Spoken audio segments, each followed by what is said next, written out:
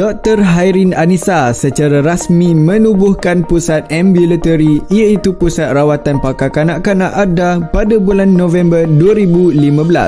BCNP dilancarkan pada Januari 2016 yang terdiri daripada bilangan yang kecil, hampir 20 kaunselor penyusuan terlatih, kebanyakannya berasal dari negeri Johor. Hari ini, program ini telah berkembang di seluruh negara dengan lebih daripada 150 kaunselor laktasi dan pembimbing rakan penyusuan yang terlatih dan memiliki sijil yang sahih serta komited untuk membimbing ibu menyusui di rumah mereka sendiri dengan mengadakan sesi kaunseling lawatan ke rumah.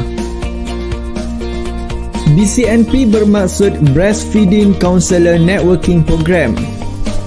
Program BCNP bertujuan untuk membantu ibu-ibu yang benar-benar memerlukan perhatian dan bimbingan segera untuk mewujudkan penyusuan susu ibu yang berjaya supaya dapat mencegah atau mengurangkan risiko seperti kemurungan selepas bersalin dan senario buruk seperti bunuh diri atau pembunuhan. Program ini menjunjung tinggi promosi, sokongan dan perlindungan ibu bapa yang menyusu. BCNP akan memastikan semua maklumat yang dikongsi akan disampaikan kepada pelanggan mesti tepat, lengkap dan meyakinkan. Logo BCNP, 3 kepala orang dengan 3 warna. Bermaksud dalam BCNP terdapat kepelbagaian bangsa di Malaysia yang semuanya bergabung sebagai tenaga kerja BCNP dan semua kaum akan dibantu. Gambar atap rumah pula bermaksud fungsi utama BCNP ialah melakukan kaunseling penyusuan susu ibu melalui lawatan ke rumah. Lambang hati pula bermaksud menunjukkan kita semua saling berkasih sayang. Gambar globe bermaksud jaringan network seluruh Malaysia dan akan membawa BCNP dikenali di seluruh dunia.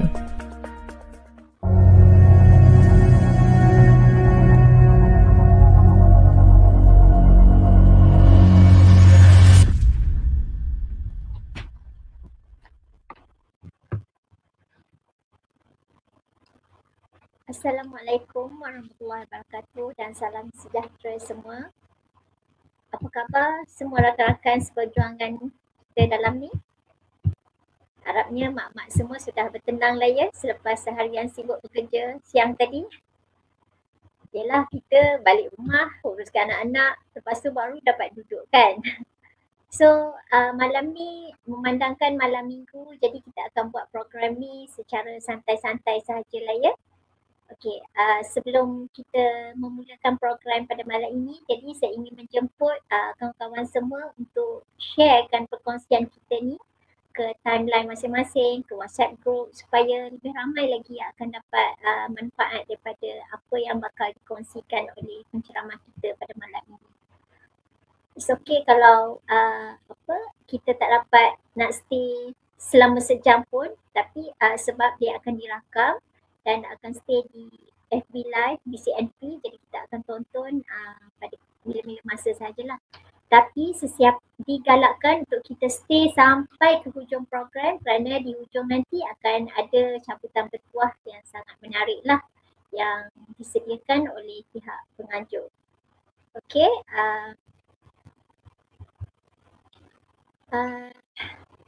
sebelum kita memulakan program ni, kita tengok dahulu satu video yang telah disediakan oleh pihak BCNP sempena topik kita pada malam ini. Okey, kita silakan.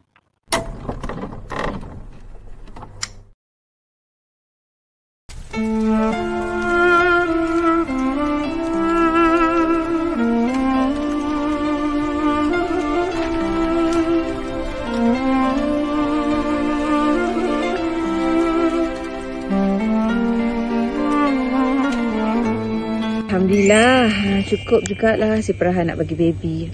Tapi tak lama lagi nak puasa.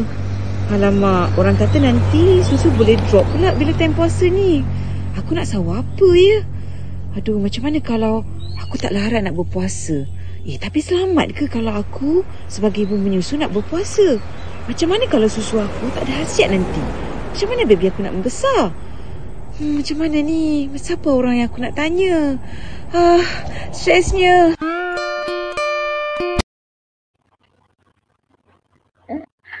Boleh relate tak video tu dengan situasi kita semua?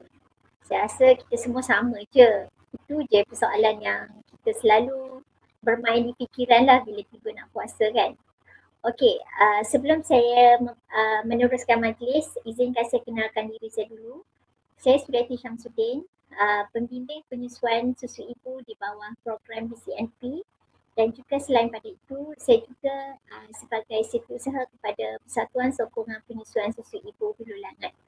Okey, malam ini setelah diberi mandat untuk menjadi pemudah cara kepada sesi perkongsian kita yang bertajuk bahayakah aku berpuasa jika menyusu. Okey, mewakili pihak BCNP, saya ingin mengucapkan terima kasihlah kepada kawan-kawan seperjuangan semua kerana sudi meluangkan masa pada malam ini di samping jadual yang sangat padat. Fahamlah mak-mak kan, isu-isu domestik memang sangat banyak lah kan. Okey, saya harapkan kita semua terus bersemangat untuk cari ilmu pada malam ini sebagai persediaan untuk kita sambut Ramadan sehari saja lagi.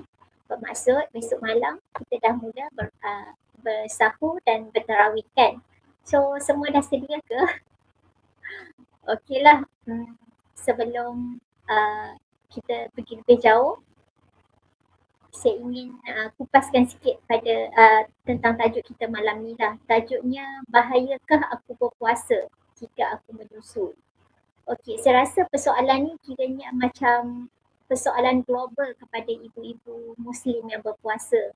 Kalau mengikut pengalaman saya dululah masa menyusukan anak yang di awal-awal tu, ada dua sahaja kebimbangan yang selalu saya simpan lah. Satu, semasa mula-mula nak naik kerja selepas pantang. Risau susu tak cukup untuk baby yang ditinggalkan. Kedua, bila nak puasa. Risau juga susu cukup ke tak, susu drop ke tak, mengganggu kesihatan mak ke tak, macam mana kesihatan baby, semua kita fikir. So, risau yang tak ketentuan lah orang kata. So, namun ada kajian yang dijalankan dia menunjukkan tidak ada sebarang perubahan yang ketara ke atas bayi yang dilahirkan oleh ibu Muslim yang berpuasa dibandingkan dengan bayi yang dilahirkan oleh ibu yang tidak berpuasa. Kalau di hakikatnya tengok secara kasar macam tak ada masalah lah kan untuk kita berpuasa. Tapi untuk kita tahu dengan lebih lanjut, saya tak nak berlengah-lengah lagi, saya akan menjemput panel penceramah kita pada malam ini, iaitu Puan Adibah Zakaria.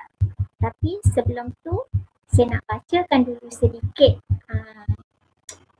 pengenalan dirilah tentang Puan Adibah Zakaria ni. Puan Adibah Zakaria ni seorang wanita yang berasal daripada Kuala Lumpur dan seorang ibu kepada 3 orang cahaya mata. Dan beliau adalah seorang pegawai sains pemakanan yang berkhidmat di salah sebuah klinik di daerah Hulu Langat. Di samping itu, dia telah mempunyai pengalaman menyusukan ketiga-tiga anaknya lah semenjak daripada semenjak anak dia yang sulung, tak salah saya, tahun ni 7 tahun. So 7 tahun beliau telah berpengalaman menyusukan anak. Dan baru ini beliau baru saja melahirkan anak ketiga iaitu pada Disember yang lepas. So of course lah dia sekarang sedang menyusukan anak dia secara eksklusif. Okay. So pengalaman beliau saya kira agak luas dan dia telah menjadi kaunselor laktasi semenjak daripada tahun 2015 lagi. Dan dia telah terlibat secara aktif di dalam BCNP dan juga dia merupakan facilitator untuk Road to Mahram program. Dan yang terakhir sekali, beliau adalah salah seorang pembimbing program susu ibu untuk bayi miskin di bawah kelolaan Arba Foundation. Di kesempatan itu saya ingin menceritakan sedikitlah pasal program pembimbing program susu ibu untuk bayi miskin ni. Ini adalah inisiatif yang telah diperkenalkan oleh Arba Foundation dengan kerjasama Persatuan Sokongan Susu Ibu Hulu Langat dan juga Persatuan Sokongan Susu Ibu Petaling. Lepas tu daripada MBFPC untuk memberi sokongan kepada ibu-ibu yang kurang berkemampuan tetapi beliau nekat untuk menyusukan anak. kita memberi sokongan dari sudut kaunseling, bimbingan susu ibu dan juga sedikit insentif untuk mereka membeli makanan sihat. Dan program ini sedang berjalan. Kalau nak tahu lebih lanjut bolehlah hubungi pihak kami lah. Okey, untuk tak berlengah masa lagi, saya ingin menyerahkan program ini kepada Puan Adiba untuk menyampaikan perkongsian tentang tajuk pada malam ini. Okey, dipersilakan Puan Adiba. Assalamualaikum Kak Su. Waalaikumsalam. Alhamdulillah sihat. Alhamdulillah. Okey. So hari ni kita terima kasih banyak-banyak Kak Su rasanya terlampau tinggi dia punya pengenalan dia. Diba ni masih lagi belajar dan harapnya dapat belajar jugalah malam ni.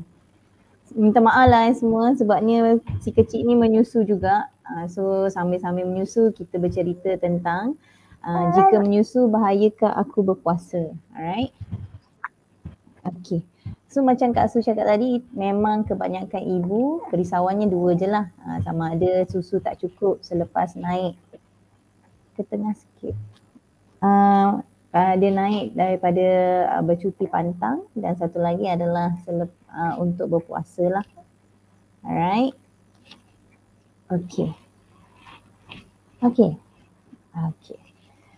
Alright. So since hari ni kita bercerita tentang berpuasa, so kalau dah tanya Diba akan explain dari segi pemakanan lah. Alright. Okay. Hai semua. Dia pun nak masuk juga. Alright. Okay. So pemakanan. So Diba harap semua ibu-ibu dapat bertenang.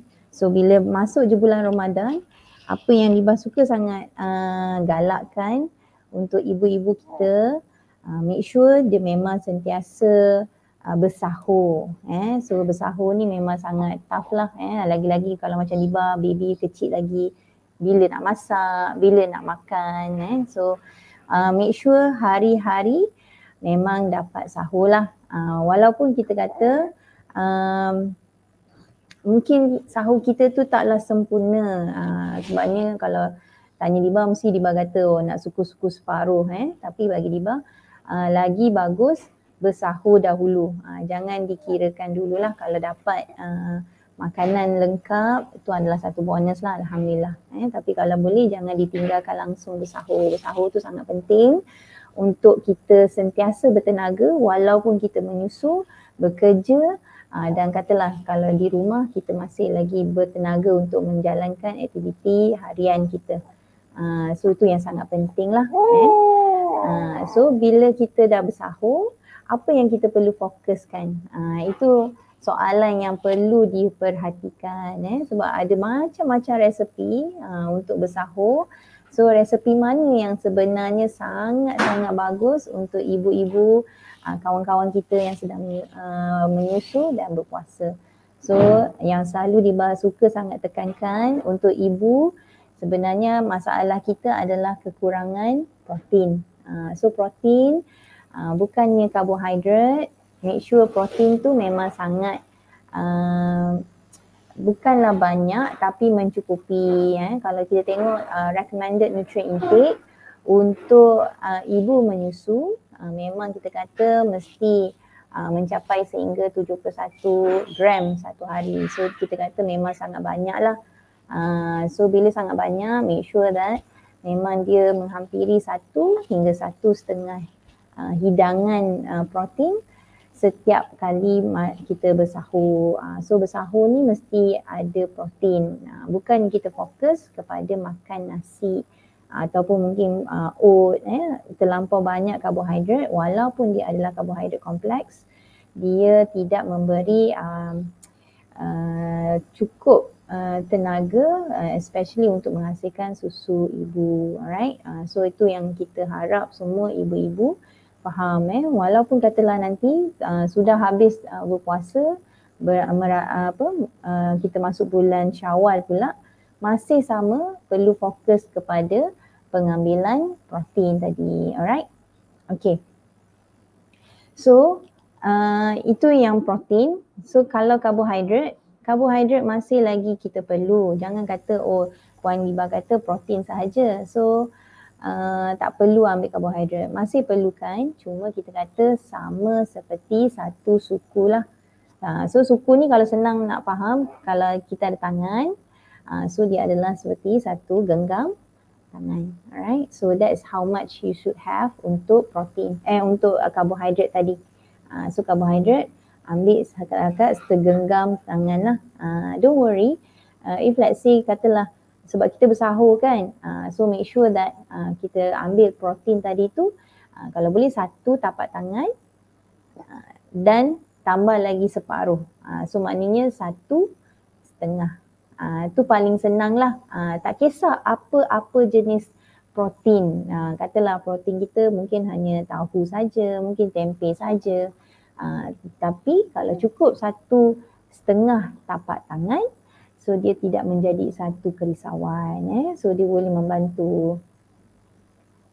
Okay, so itu adalah dia punya tips lah, alright. Okay, so untuk lemak, so orang kata macam mana? Oh ya ke? Tak perasan, thank you. So apabila lemak ni kita kata dia mesti diambil juga, bukannya tak perlu ambil, cuma kerisauan Liba bukanlah lemak macam lemak yang bergoreng. Kalau bersahur, lemak yang baik adalah daripada protein juga. Sebab tu kita kata kita perlu ambil protein tu lebih, sebab dalam protein tu sebenarnya ada lemak yang baik, terutama ni kalau kita ambil ikan. So it's very important to have your protein, because inside your protein should have good fat juga. Kalau kata tak nak ambil daripada protein tadi, you can have it from macam kalau option yang Liba suka lah, Liba suka daripada oil. Sebab kalau daripada butter, daripada margarine, terutamanya margarine lah. So my concern kalau margarine dia adalah trans fat. Sebab tu dia boleh dibiarkan di suhu bilik. So most likely is very hard to be, dia akan jadi lemak lah pada kita punya kulit. So tak nak. So kita nak lemak tu kita guna untuk tenaga, bukan untuk menjadi bertambah berat badan lain. So tak nak lah. So nanti pelik. Makannya tak banyak, sahur, berbuka macam biasa saja, tapi berat badan naik. Disebabkan pengambilan seperti trans fat tadi, iaitu margarine. So kita tak harap lah. Kita sarankan kalau boleh pengambilan lemak tu seperti mana pengambilan protein. Sebab tu protein tadi tu kita memang galakkan diambil lebih. Kalau dapat katalah daripada sumber tumbuh-tumbuhan, so tu pun ada unsaturated fatty acid juga, very good. Contohnya macam kuaci, sunflower seed, ataupun kita punya vegetable oil yang lain, tak ada masalah. Katalah kita ambil minyak sawit pun boleh. Cuma kebaikannya kalau boleh janganlah digunakan minyak tu sehingga berubah warna, rasa dan bau. Sebab kalau minyak tu dah berubah warna, rasa dan bau, selalunya dia juga sudah berubah menjadi trans fat. So kita tak nak lah dia jadi macam tu. Alright. Okay. So kita pergi kepada bagaimana cara bersahur yang bagus untuk kekal bertenaga. Kan kita dah tahu dah kena sahur. Lepas tu apa yang kena fokus. Okay, bagaimana cara pula yang bagus untuk kekal bertenaga. Itu yang sangat-sangat penting kan. Semua orang nak tahu macam mana tips dia. Alright. So kita kena faham dia ada tips and tricks. Kita panggil tricks lah. Sebab tu orang confused je. Kenapa orang tu boleh je terus bertenaga. So mungkin ada yang nak bertanya, nak menjawab soalan. Mungkin kena tengok pada chat.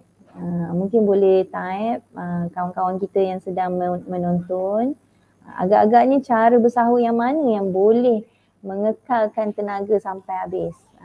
So kita ada banyak tips kan. So nak tahu jugalah you all buat macam mana, tips-tips apa yang selalunya yang diguna pakai untuk terus bertenaga sehingga waktu berbuka. So mungkin ada kawan-kawan kita nak jawab dulu. Macam mana?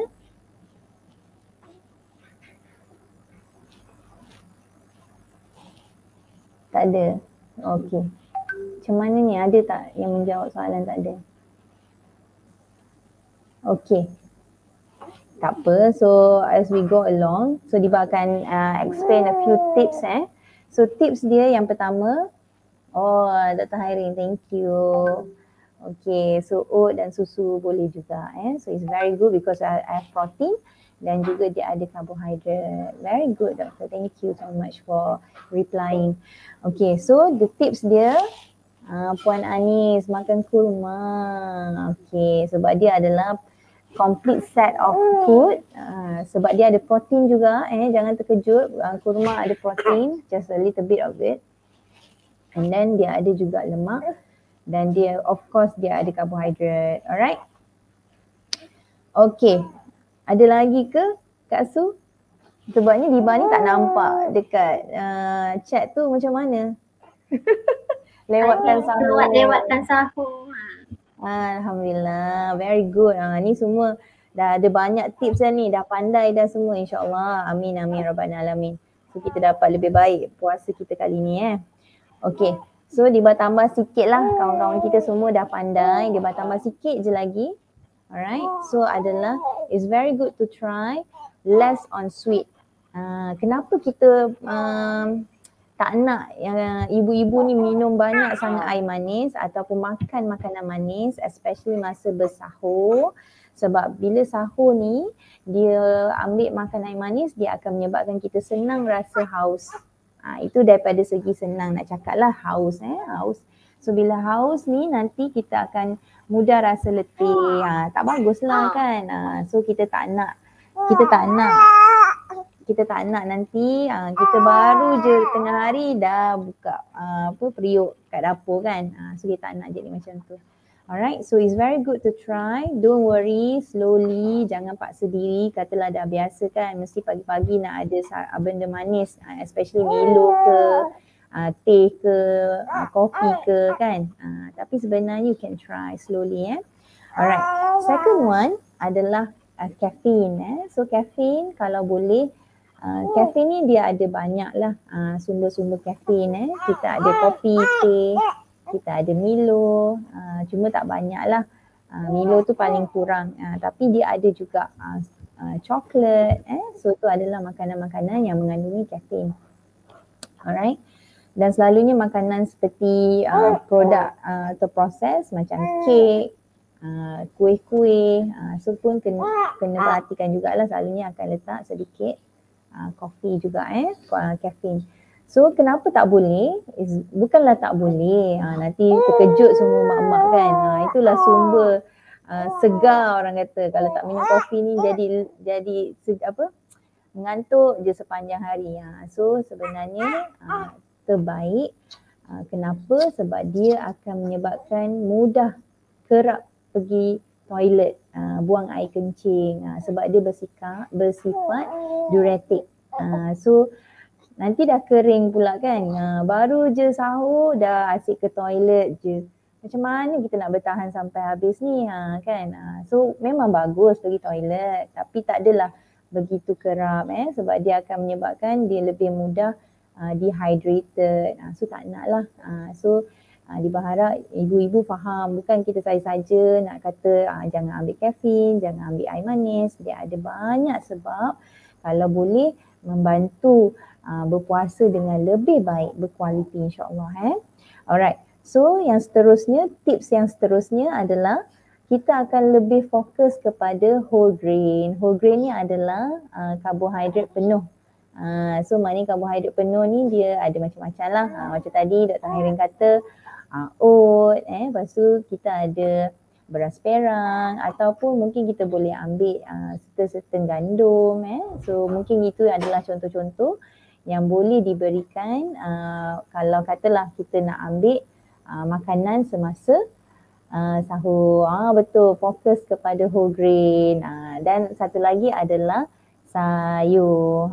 Sayur ni walaupun nampak macam yelah susah kan nak masak sayur lagi apa semua kan, tapi sayur ni dia ada nutrien sebab Untuk kekal bertenaga, vitamin yang paling penting adalah vitamin B.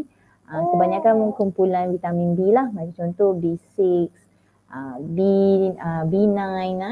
So kumpulan-kumpulan vitamin B ni banyak terdapat dalam sayur, especially sayur yang berwarna hijau. So kalau dapat sayur yang berwarna hijau, ataupun tak kisah apa-apa jenis sayur, dia membantu release energy dengan lebih baik. So kita tak adalah lepas makan sahur tu kita rasa lebih letih.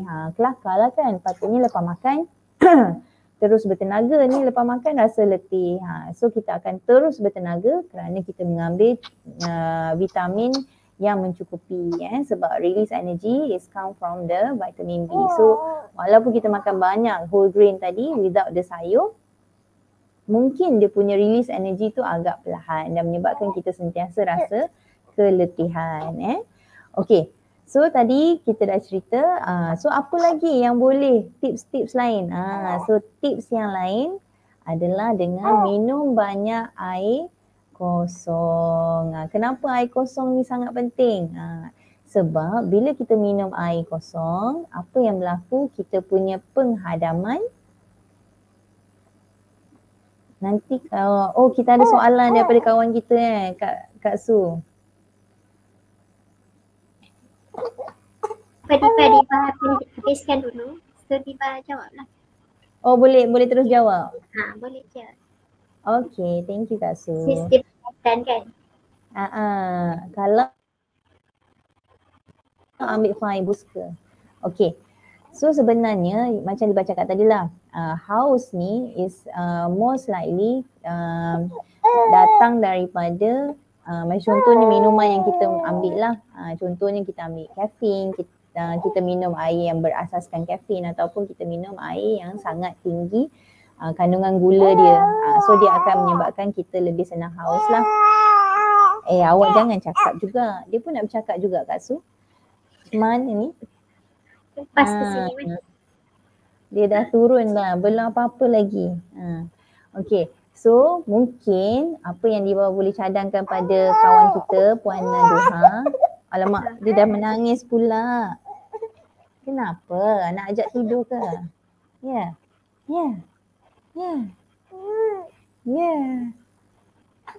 Ada iklan sekejap. Okay, alright. So bila kita ambil fiber, it's very good to have it together dengan carbohydrate and protein. Jangan kita biasakan kita ambil fiber saja. Kalau rasa tak sempat, so mungkin kita boleh ambil dia dalam bentuk yang mudah lah. Contohnya katalah fiber tu, cuma kalau fiber tu dalam bentuk pil ataupun dalam bentuk serbuk, sebenarnya bukan fiber dah lah. Fiber ni cantik adalah dalam bentuk asas dia. Maknanya sayur, dia memang ada karbohidrat, memang ada protein, tu bagus. Tapi kalau dah jadi pil, dah jadi dalam solution, sachet, mungkin fiber tu dah tak berapa boleh membantulah untuk menahan rasa kenyang tu lebih lama. Sebab tu kawan-kawan kita mungkin confuse kot. Makan fiber dia boleh jadi haus. Kalau dia minum fiber tersebut, yes, memang akan jadi masalah lah. Okay, alright. So kita teruskan lagi. Tips-tips yang seterusnya adalah, okay.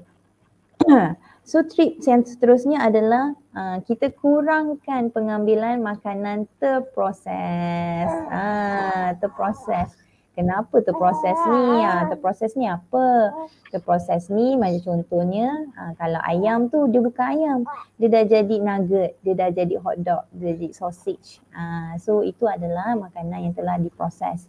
Walaupun kita tak rasa dia punya masin, tapi makanan yang terproses mengandungi sodium level yang tinggi. Sodium mempunyai garam yang tinggi. So bila garam ni dia bertindak seperti gula juga tadilah.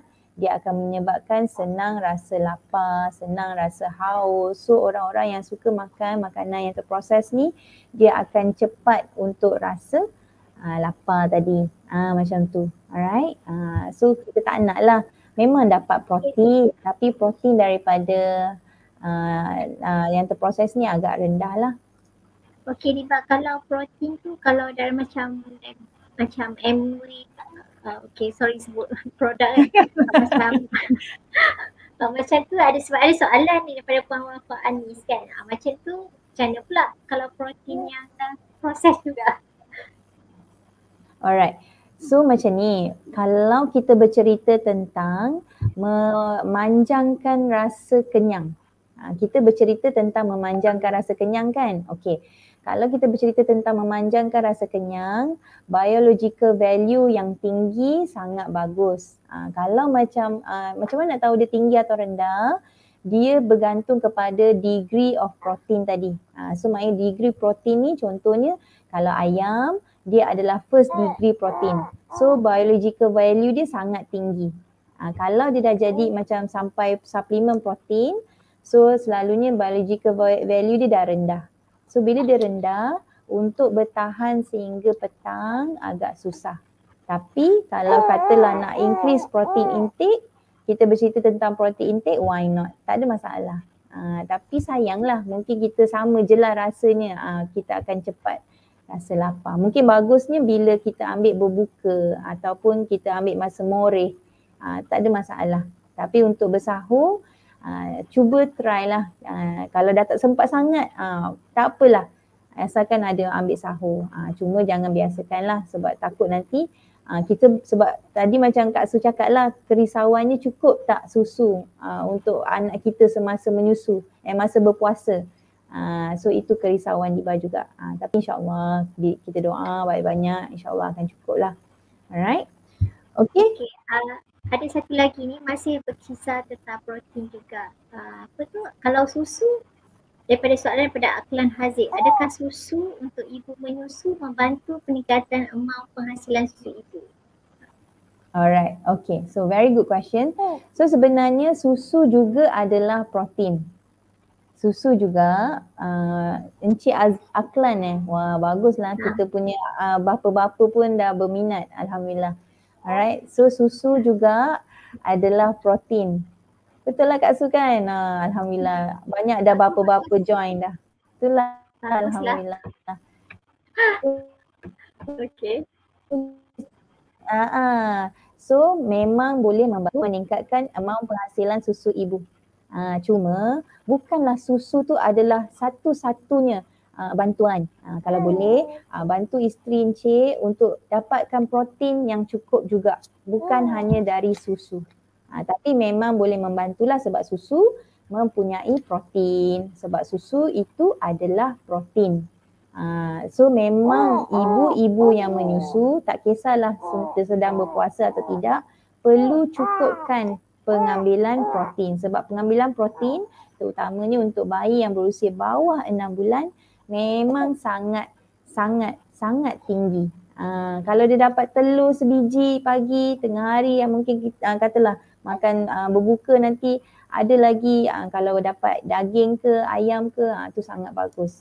Katalah tambah lagi dengan susu, Alhamdulillah. So cukup dia punya pengambilan protein. Kalau tempe ni? Tempe pun bagus. Sangat bagus Kak Su.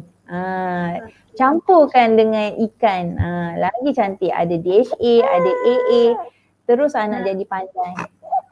Bagus. So ada soalan daripada Puan Mimi, dia pun tanya pasal tempe. Okay. Tempe kira proses protein ke? Okay. Alright. Dia bukan proses protein sebab penghasilan dia adalah daripada proses semula jadi, penapaian. Betul tak? Kita masuk food tech sikit lah dulu Diba belajar food tech sebenarnya. Tiba-tiba terjadi nutritionist pula. Alright. So seronok lah dia tengok muka seronok. Seronok sangat. Nak menyusu. Aduh, sabar je lah. Ya, sabar sayang. Ya.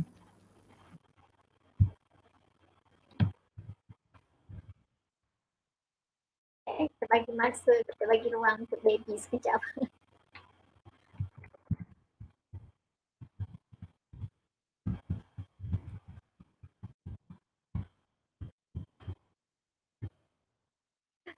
Okay. Kalau ada soalan lagi boleh terus postkan dekat komen, mungkin soalan berkaitan lah, mungkin kita boleh terus Puan Diba boleh terus jawab lah Senang, tak perlu tunggu kau hujung. Okey. Ada satu soalan ni tanya boleh dapat ECJ ke tak? Pihak pengajar saya rasa tak dapat ini. Sebab ini adalah free webinar perkongsian. Okey. Kalau mungkin ada ibu-ibu nak share pengalaman pun boleh juga. Kalau saya dulu tak ada, masa tu saya tak belajar lagi pasal penyusuan susu ibu ni. So makanan based on apa yang kita rasa macam lebih kepada try and error lah. Lebih kurang macam tu lah. Kalau kita makan benda ni, contohnya kita banyak ambil soya kan. Ambil soya ke, ambil tempe ke. Cuba tengok besok tu. Adakah ia membantu macam kita lebih kenyang ke atau susu lebih banyak ke. Dan saya akan maintain benda tu.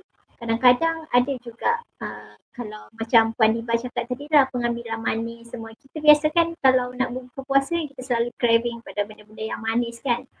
Saya notice juga kalau banyak makan manis macam susu little bit drop. Tapi hari tu saya ada terbaca lah sebenarnya susu drop ni lebih kepada perception dia sebenarnya. Dia berpuasa ni tak adalah mengganggu sangat production susu as long as kita mengambil makanan yang sihat lah seperti yang disarankan oleh Puan Diba tadi. Lepas tu kita jangan fikir sangat lah, kita jangan fikir yang susu drop. Kita just macam keep on thinking yang insyaAllah susu akan cukup untuk anak kita, dan insyaAllah lah Allah akan mengikut apa yang hamba-Nya sangkakan kan. Kalau kita fikir positif, dan result dia akan positif lah. InsyaAllah. Dan seterusnya jangan lupa berdoa. Berdoa ni tak semestinya perlu berada di tikar sejadah lah. Dia sambil kita menyusu kita boleh berdoa. Sambil kita pam susu kita berdoa. Dan insyaAllah rezeki untuk anak kita akan cukup. Betul tak Puan Diba? Puan Diba, okey ke?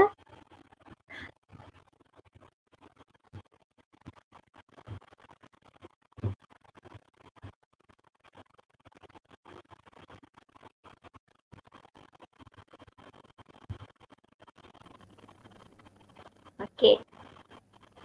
Hello, dengar tak suara Diba? Dengar tak suara Diba? Okay, sorry. Dengar Okay, so boleh Diba teruskan dulu Okay, sorry boleh, tadi last Diba tengah share pasal tempe tadi. Okay, mungkin boleh continue yang tu lah, tu stop kat situ. Okay, alright. So tempe sebenarnya adalah dia bukan proses protein, dia memang penapaian. So maknanya daripada kacang pun adalah protein, kacang soya.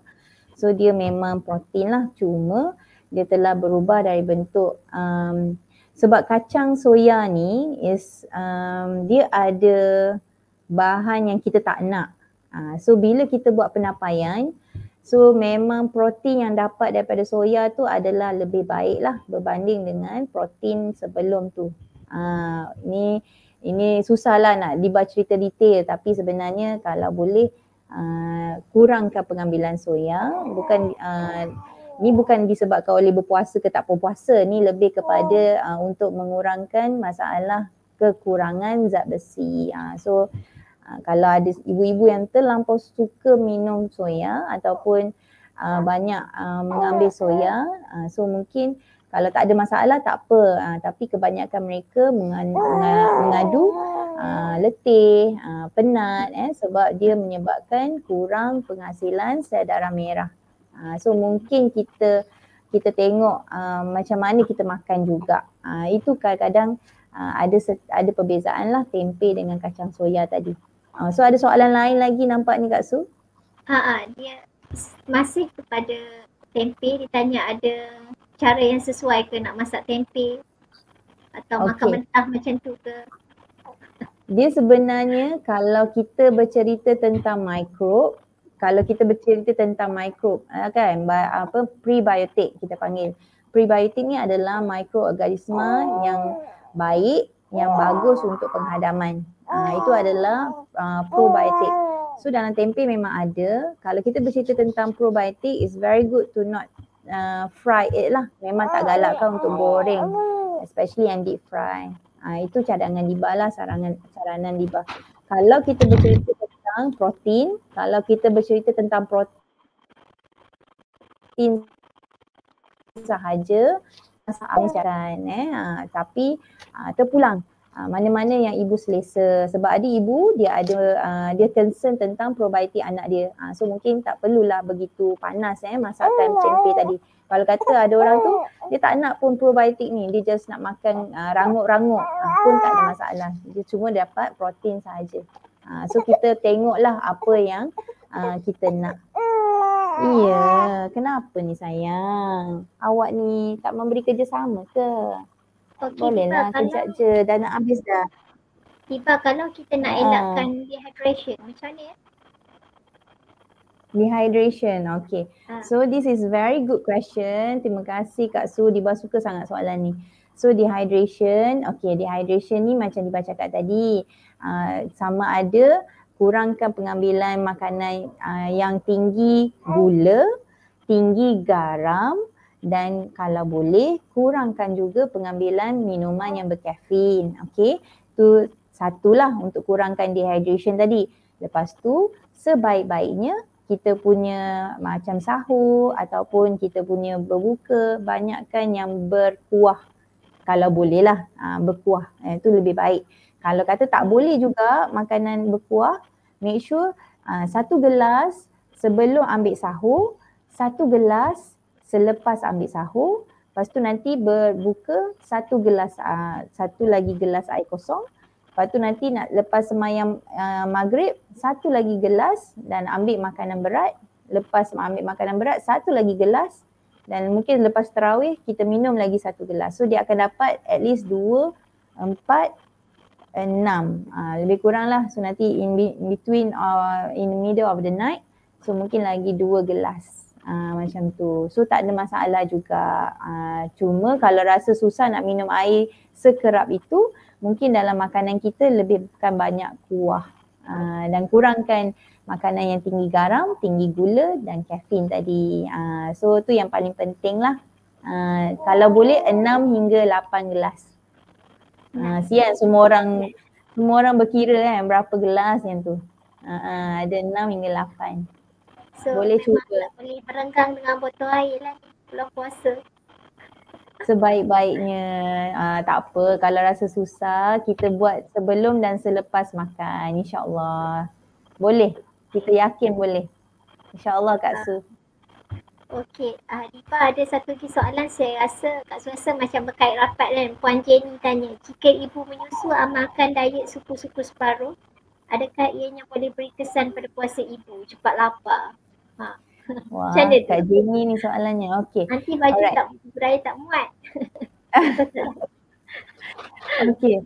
So sebenarnya surprisingly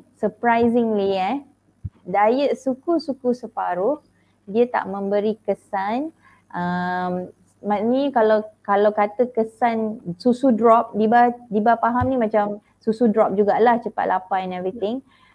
Sebenarnya tak, sebab separuh tu adalah sayur. So sayur ni dia tinggi mineral, dia tinggi dengan vitamin.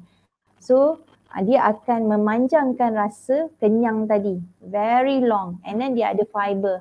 Fiber ni dia tak ada kalori tetapi dia akan penuhkan perut. Penuh perut kita sampai kita berbuka. So kalau kita betul-betul amalkan diet suku-suku separuh, dia memberikan rasa kenyang lah yang lebih panjang dan kalori yang lebih rendah. Dan mungkin kita bolehlah menurunkan berat badan semasa berpuasa, insya-Allah. Kalau tak dapat pun lebih sihat, insya-Allah. Okay. Right. Ada soalan lagi ke Kak Su? Diba tak nampak. Ada lagi? Ada.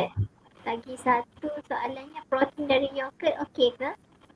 Protein dari yogurt okey ke? Contohnya macam kita kan buat overnight oat kan. Dalam tu ada susu, ada yogurt, ada oat, ada kacang, ada honey, semua jenis kurma. So should be okay lah kot kan? Betul. So sebenarnya jangan risau. So yogurt pun adalah protein juga. Sebab dia sumbernya satu. Sumbernya adalah daripada susu. So susu memang mengandungi protein. So bila dia tukar, so what happen? Dia akan menjadi lebih baik lah in terms of types of ni. Sebab kalau penapaian ataupun kita kata fermentation, so dia akan hasilkan byproduct daripada lactobacillus tu lebih baik. Tapi tak ada masalah. Kalau katalah saya nak minum susu biasa je, boleh. Yogurt boleh. Cuma jangan tak sahur langsung. Itu memang tak boleh lah. Nanti kita memang akan bahaya. Lepas tu nanti apa yang kita risau tu menjadi kenyataan lah, iaitu susu kita drop. Nanti anak kita pun nampak tak puas je. Padahal kita yang tak makan sahur. Tu harapan kita lah. Okey. Ada soalan daripada seorang suami yang cakna ni Isteri saya sebelum ni amalkan oat campur susu las, campur kurma, campur Milo sikit untuk tahan tenaga time sahur. Okey ke kalau amalkan? Okey. Bagus Alright. kan? Itulah alhamdulillah. Bagi pujian pada suami ni. Ramai ayah-ayah malam ni nampaknya, alhamdulillah. Okey. So oat is a carbohydrate. It's a very complex carbohydrate. Susu las ni Liba tak sure lah. Might be kena tengok juga. Sebab bukan Liba nak condemn any brand. Cuma kerisauan Liba selalunya memang ada gula lah. So kurma is very good sebab dia complete set of protein, fat, carbohydrate. So it's very good. So dia pun ada banyak vitamin and mineral.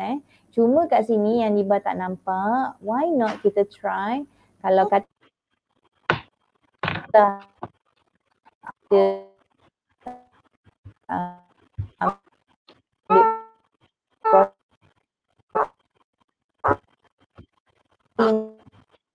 daripada susu kan, Liba tak nampak kat Su. Liba lag. Oh, Liba yang lag. Liba yang lag. Oh ya ke? I'm so sorry. Okay. Alright. Okay, kalau amalkan hari-hari mungkin Liba tak cadang kot. Tapi kalau kata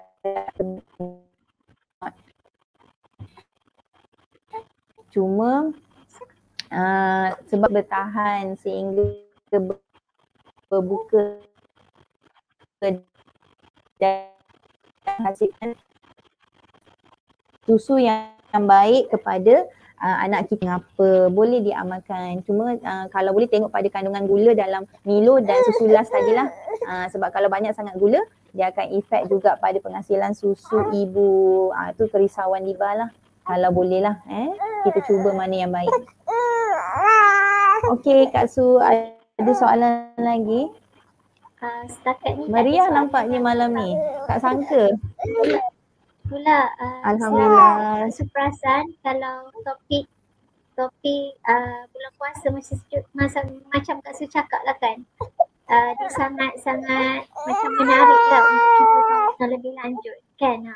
So bagusnya ibu-ibu sekarang ni, dia kalau dia tak tahu ke apa, dia sudah rajin untuk mencari ilmu. Dia nak tanya pun tanya pada yang pakar lah. So that ilmunya dapat yang biasanya. BCMP selalu membawakan orang-orang yang pakar dalam bidang dia. So insyaAllah apa yang disampaikan adalah ilmu yang tepat dan sahih. Okay? Amin, amin ya rabbal alamin. Okay. Saya rasa kita sampai ke dah 9.50 dah. So kalau boleh tak, kalau ada siapa-siapa nak tanya one last question dah sebelum kita nak pergi ke lucky draw. Ni ada lagi satu soalan Liba. Okay, sekejap.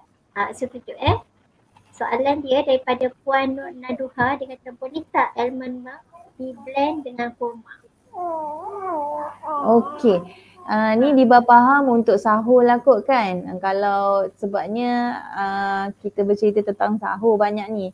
Belum masuk berbuka lagi. Tak sempat rupanya. Cepat je dah pukul 10. Baru cerita pasal sahur.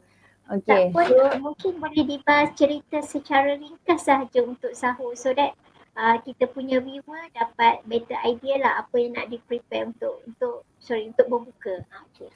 Berbuka. Okay. Okay. So tadi Tapi jawab dulu lah yang soalan kurma dengan almond. Alright. So kalau blend tak ada masalah. Cuma Diba kena faham lah untuk apa. Kalau kata untuk berbuka mungkin it's a very good drinks lah untuk berbuka. Tapi untuk sahur why not kita ambil makanan yang lebih berat lah.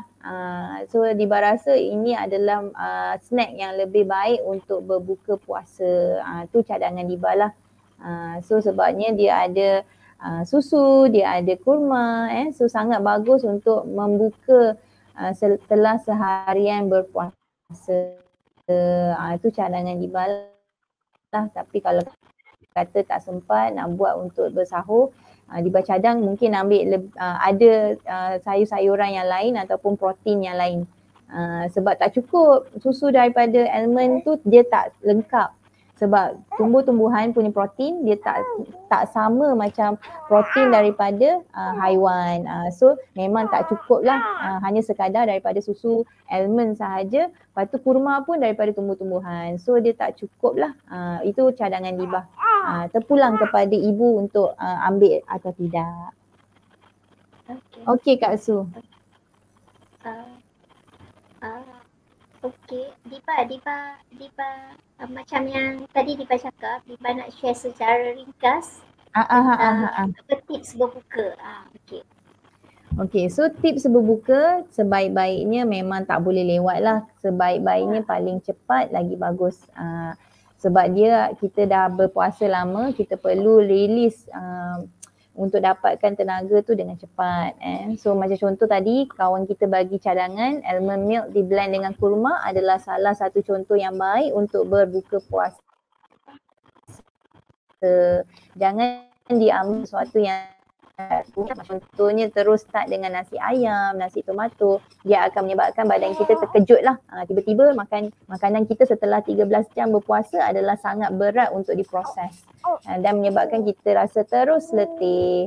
So nanti mungkin terbantu juga untuk penghasilan susu ibu sebab kita baru makan dengan berat, tiba-tiba nak memerah. So itu mungkin ada ibu-ibu yang akan mengalami masalah tersebut lah. So tu cadangan Diba. And then kalau boleh kita biasakan lepas kita sembahyang maghrib baru kita ambil makanan berat. Itu yang sebaiknya lah. Alright, so kita macam ada sela masa untuk kita makan makanan yang berat tadi. Itu cadangan Diba secara ringkas. Okey tak ringkas tak? Ringkas. Okey, Diba sebelum last kali tak nak ambil satu lagi soalan ni sangat penting lah. Cuba Diba. Soalan daripada Cikgu Meras. Dia kata pasal tak nampak. Dia dah hilang. Tadi nampak. Oh okey. Okey, saya anxiety, refer psychiatry TCA PRN. Bila menyusu saya jadi lapar dan saya kerap overthinking juga. Bila lapar sangat sampai boleh jadi panic attack. Then sampai menggigil macam tak cukup nafas. Itu ada 1/2, ada nombor 2 lah maknanya. Okey, sambung. Dah okey, tak faham multivitamin yang boleh ambil. Okey, yang tadi soalan nombor 1. Page 1. Ni page 2 lah kiranya. Ada ke multivitamin yang boleh ambil? Dia tanya macam tu. Untuk berpuasa. Boleh back tak soalan yang first tu? Boleh. Macam confused je. Okey. Boleh. Menyusu jadi lapar dan saya kerap overthinking. Bila lapar sangat boleh jadi panic attack dan sampai menggigil tak cukup nafas. Soalan dia apa? Soalan dia menyusu. So macam mana nak kurangkan lapar semasa menyusu, betul? Tak, soalan dia ada tak multivitamin yang boleh ambil? Kalau Diba, sebabnya Diba percaya natural is the best. I'm so sorry kalau puan rasa perlu ambil multivitamin sebab tak semua orang multivitamin tu sesuai dengan individu yang ambil lah. Ada orang vitamin tu tak sesuai. Dan Diba rasa multivitamin ni kalau kita ada tanda-tanda nak sakit, contohlah macam tadi kan mungkin menggigil, mungkin kita boleh ambil pada waktu-waktu tersebut, tapi kalau diambil pada waktu yang biasa kita tak menggigil pun mungkin tak payah. So itu cadangan Diba lah kalau kata perlu sangat ambil. Tapi kalau boleh cuba biasakan dengan makanan biasa, maknanya makanan real food. So maknanya ada ayam, ada ikan, ada sayur. Itu juga adalah contoh-contoh makanan yang boleh mengurangkan anxiety dan kita punya panic attack. So tu memang ada dalam research lah, especially kalau makanan yang mengandungi lemak tak tepu unsaturated fatty acid is very good for the brain, so it will help to ease any problem yang berkaitan dengan anxiety. So sangat bagus kalau puan cuba untuk dapatkan protein yang cukup, terutamanya daripada pelbagai bentuk lah, sama daripada sumber haiwan, daripada sumber tumbuh-tumbuhan, sangat membantu puan. Tapi kalau puan rasa pada hari-hari yang puan kena panic attack, boleh ambil multivitamin. Cuma bukanlah dijadikan satu amalan, untuk saya kurangkan panic attack, saya kena ambil hari-hari multivitamin. Itu bukan cadangan Diba lah. Diba harap tak mengelirukan jawapan Diba. Okey ke jawapannya? Ke memeningkan? Okey, terima kasih Puan Diba. Apa-apa pun kalau Puan Cikgu Meras tadi kan, tak sure sangat disarankan untuk Puan, untuk Cikgu bertemu dengan orang yang lebih pakar lah. Mungkin boleh jumpa doktor dekat hospital, kat klinik untuk dapatkan lebih banyak dapatkan consultation lagi lah pasal ni kan. Dan kepada penonton-penonton kat sini, boleh klik juga www.pematasusuan.com untuk minta kaunseling, form visit ke, dan kita juga ada blog, ada YouTube yang boleh tonton juga kat situ. Dari situ kita boleh dapatkan lebih banyak lagi daripada ilmu yang sahih lah untuk disampaikan. Okey, memandangkan kita dah sampai ke hujung rancangan. Jadi kesimpulan yang dapat dibuat daripada perkongsian Puan Diba ini adalah apa-apa pun yang kita ambil pada bulan puasa nanti, kita tengok pada, kita nilai sendiri keadaan diri kita, adakah sesuai ke tak, dan please be moderate. Jangan terlampau banyak dan terlampau kurang, dan pastikan ia adalah berkhasiat. Kita nak tahu berkhasiat ke tak, sama ada kita tanya orang yang pakar ataupun kita buat sedikit research lah pada tentang makanan tu. Dan saya sangat berbangga juga dengan kaum bapa yang sangat menyokong isteri-isteri yang menyusu dan sangat cakna dari segi pemakanan isteri-isterinya kan. Dan saya pasti kita semua faham bahawa susu ibu ini adalah kerja agama. Jadi untuk bapa-bapa, mereka bukan buat untuk ibu-ibu, isteri mereka dan juga anak-anak, tapi mereka buat untuk diri mereka sendiri. Dan pastinya akan ada ganjaran lah daripada apa yang mereka lakukan terhadap sokongan yang diberikan kepada keluarga mereka. Dan tahniah saya ucapkan kepada bapa-bapa yang bersama-sama dalam perjuangan menyusukan anak ini. Okey, dan sebelum berakhir, saya minta penonton semua tunggu sekejap untuk kita teruskan dengan cabutan bertuah. Okey. Dipersilakan pihak ini.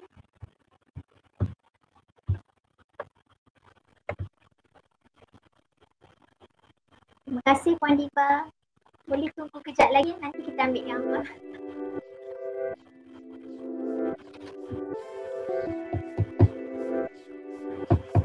Okey.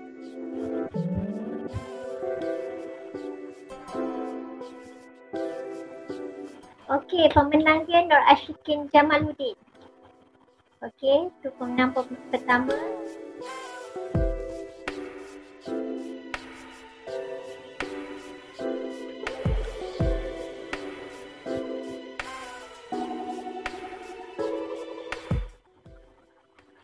Husna Maslan. Okey.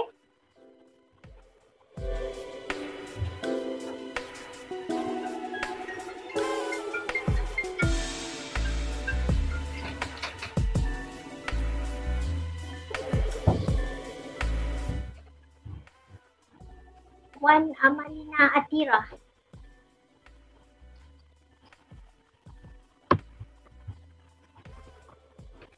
Okey. Tahniah kepada semua pemenang dan pihak BCNP akan hubungi Puan lah yang mana memenangi cabutan bertuah tadi. Dan sekali lagi saya ucapkan kepada terima kasih yang berbanyak yang tak terhingga kepada penceramah kita Puan Adibah, dan terima kasih juga kepada pihak BCNP kerana menganjurkan program yang sangat bagus untuk kita semua kutip ilmu daripada program ini, dan terima kasih juga kepada semua yang bersama dengan kita pada malam ini. Akhir kata, apa yang saya boleh kongsikan di sini daripada selain pada usaha yang bersungguh-sungguh untuk kita mengekalkan penyusuan susu ibu sepanjang bulan Ramadan ini, jangan kita lupa untuk teruskan meletakkan pengharapan kepada Allah Subhanahu Wa Taala, kerana Allah lah jua yang memberikan rezeki kepada anak kita, sama ada cukup susu atau apa kan. Macam seperti yang hadis Rasulullah Rasulullah SAW bersabda, sesungguhnya bagi orang yang berpuasa itu ketika dia berbuka, doa yang tidak akan ditolak. Jadi ambillah waktu yang sangat mustajab untuk kita berdoa supaya kita memohon sesungguh-sungguhnya daripada Allah Subhanahu Wa Taala untuk terus merahmati usaha penyusuan susu ibu kita sepanjang membesarkan anak ini. Okey, terima kasih kepada semua yang terlibat dan selamat berpuasa. Jumpa lagi di program yang seterusnya.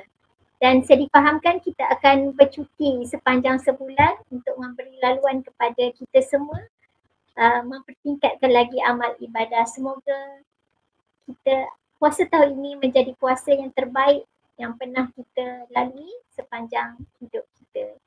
Selamat berpuasa semua. Terima kasih.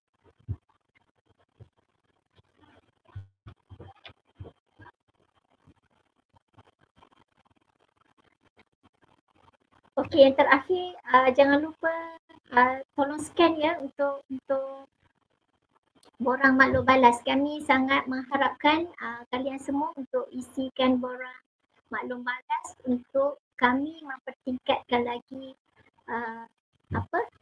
program-program yang akan datang menjadikan ia lebih baik pada kita semua. Okay. Terima kasih.